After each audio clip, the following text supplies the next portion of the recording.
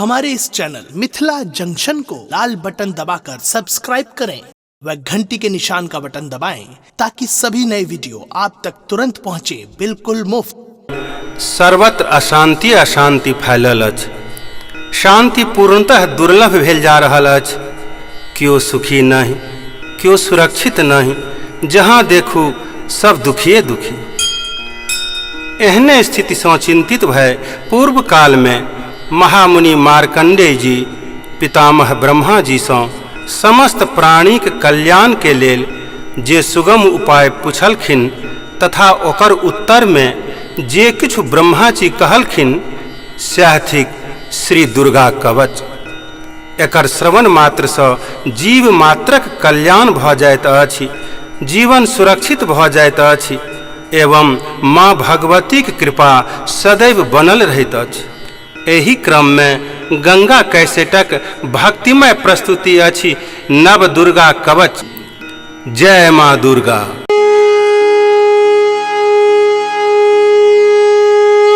प्रणाम ऋषिवर, आओ अपने एक स्वागत अछि। हे मुनिवर, आइ अचानक अहाँ के पधारबाक कारण की अछि? प्रणाम परमपिता परमेश्वर। हे परमपिता परमेश्वर, एहि पृथ्वी पर पापक बोझ बढ़ल जा रहल अछि, ताहि हेतु हम अपने से ई जानऽ चाहि रहल छी जे कोनो एहन मंत्र अछि जाहि से मनुखक नित्य कल्याण भ सकैए। हाँ ऋषिवर, आइ हम ओ गूढ़ मंत्र के बतावा चाहि रहल छी जाहि मंत्रक जाप से मनुखक तेज बढ़ैत अछि आ समस्त पृथ्वी पर हुनक यश कीर्ति आ बुद्धि के चर्चा होइत अछि। जाहि मंत्र के पढ़ला अथवा श्रवण केला से मृत्यु के पश्चातो देव दुर्लभ परम स्थान के प्राप्त होइत अछि। तखन आओ सुनल जाओ माँ दुर्गा के ई कवच।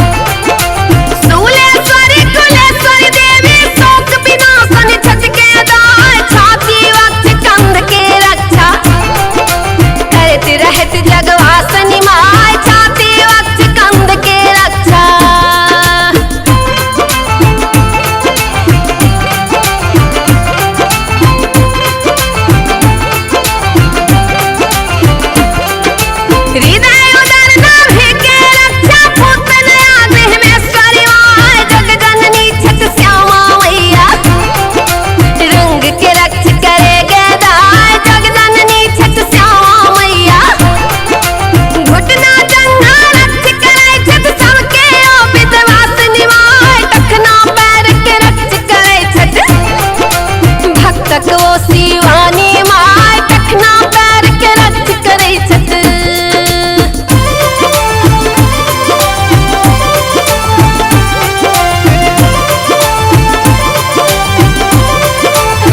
रक्त मांस हड्डी सा बानल नर्तन के अद्भुत शरीर पित्तवात आत्म भरि बहुत रास अग्नि यानी पित्तवात आत्म भरि गेल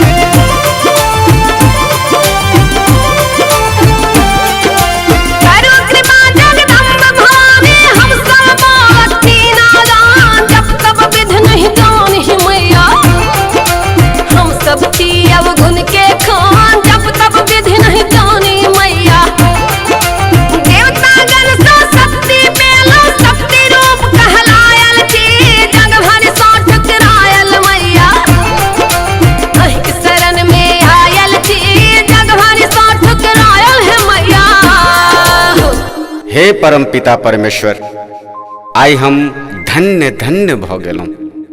माँ जगदम्बा के कवच आ ई स्तुति गान सँ हमर रोम रोम अहाँ के ऋणी भ गेल। नहीं मुनिवर, अहाँ ऋणी नहीं भेलौं।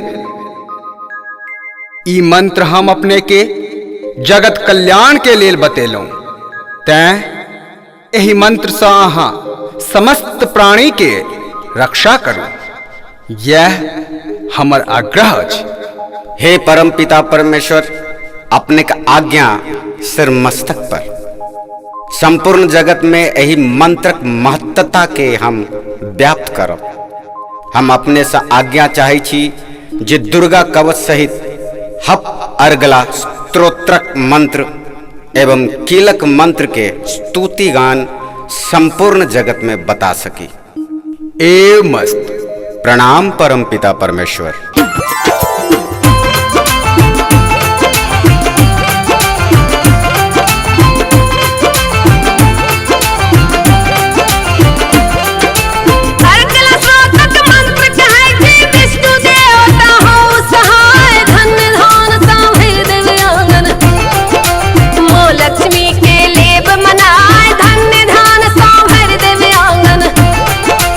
ओम जयंती मंगला काली भद्रकाली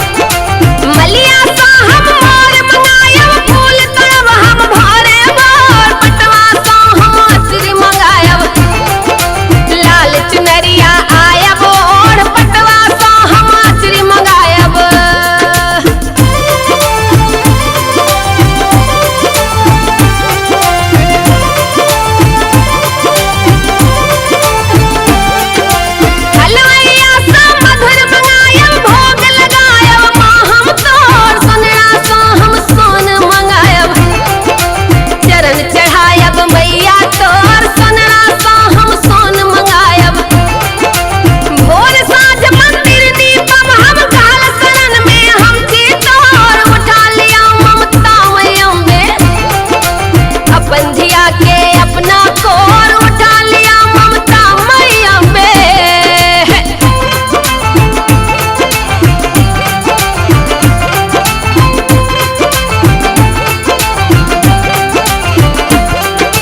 गंगा कैसेट के माध्यम से केला माँ गुनहगान है, हमारा संग हुनको है मैया दियो अभय वरदान है, हमारा संग हुनको है मैया। मिथिलावासी सगर जगत में गुंजा दियो एक गानिया, गंगा कैसेट कीन के अनु मिथिला के ही सानिया, गंगा कैसेट कीन के अनु।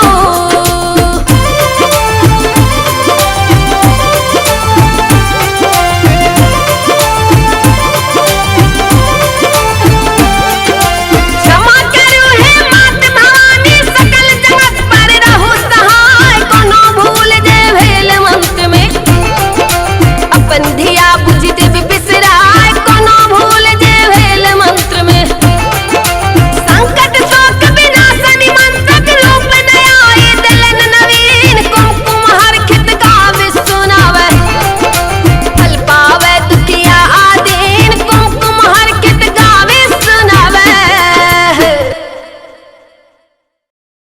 हमारे इस चैनल मिथिला जंक्शन को लाल बटन दबाकर सब्सक्राइब करें व घंटी के निशान का बटन दबाएं ताकि सभी नए वीडियो आप तक तुरंत पहुंचे बिल्कुल मुफ्त।